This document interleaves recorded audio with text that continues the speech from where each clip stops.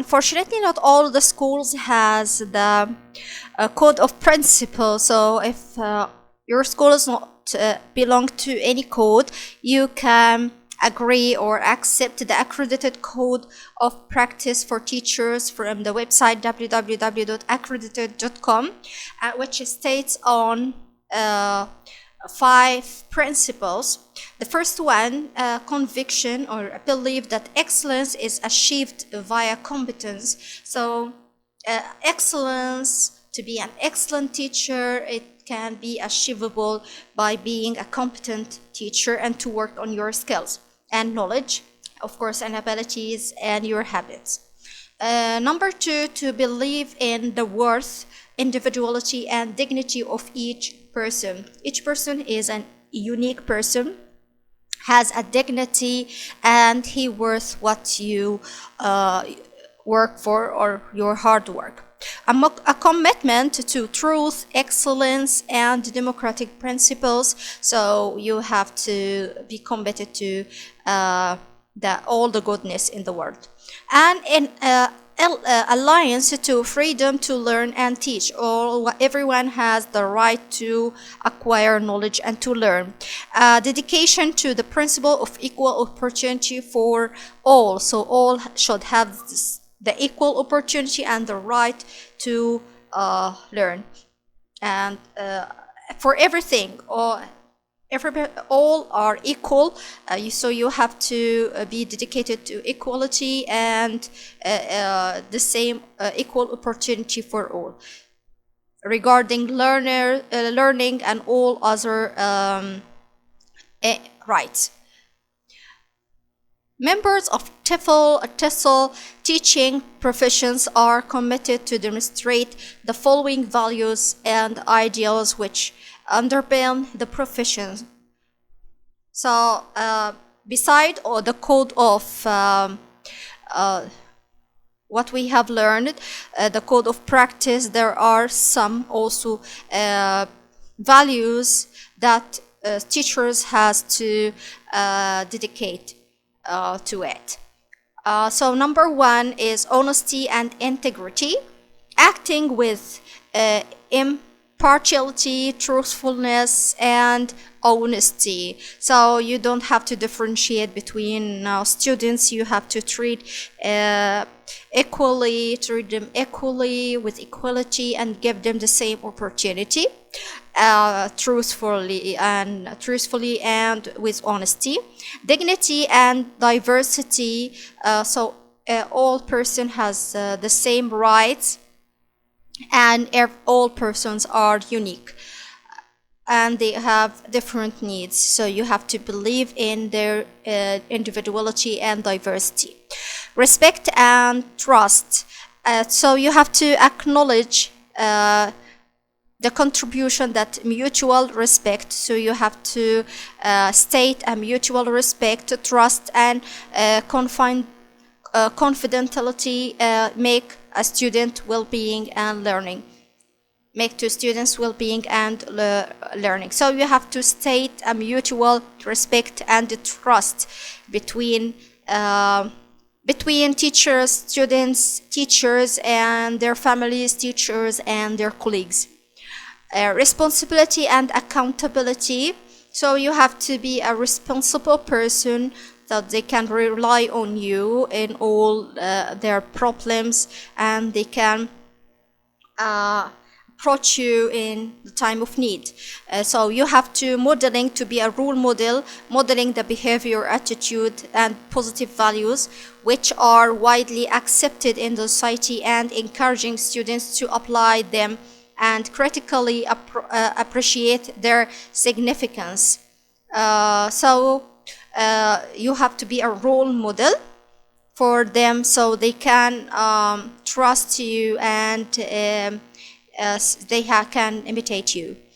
Care and protection, committing to students' well-being and learning through the practice of positive influence, professional judgment and empathy in practice. So you have to show your empathy and your care at any time. You have to understand them and you have to protect them in the time of need and to support their well-being. Fairness and justice, being committed to the well-being of individuals and community and to the common good. So also you have to be a good role model by following the rules and support the rightness and goodness at any time. That's it. Number 2, demonstrate the necessary knowledge, abilities, skills, and habits. That becomes to your experience, stands for your experience. So number 1, you have to demonstrate that you are warm, caring, and approachable. At any time you can support them, and by making like intervention plans. If they don't understand anything, they can approach you at any time, so you have to be approachable at any time to support them at any time, in time of need, whenever they want any support in the field of the academic needs of the other needs. You have to show caring, empathy, and to be approachable, so they can go for you. Number 2, establish good rapport and relationship. Rapport means relationship. So you have to establish a good relationship with all learners at all times. So at all times you have to make a good relationship with the students. Okay. Number 3, foster. Foster means fix a constructive learning experience. So what you have to build a good learning environment. How should I do this? How to make a good learning environment? By everything should be planned. So everything should be planned before. Your lesson plan, your activity, anything, your hands-on activity, all the practices, everything should be planned before. The tests, pop quizzes, assignments, assessments. There are good class routine. You have to also establish a good classroom routine. So you put a pattern and you work through it all the time, so you can fix a good classroom discipline. Number 3, standards of behavior are agreed.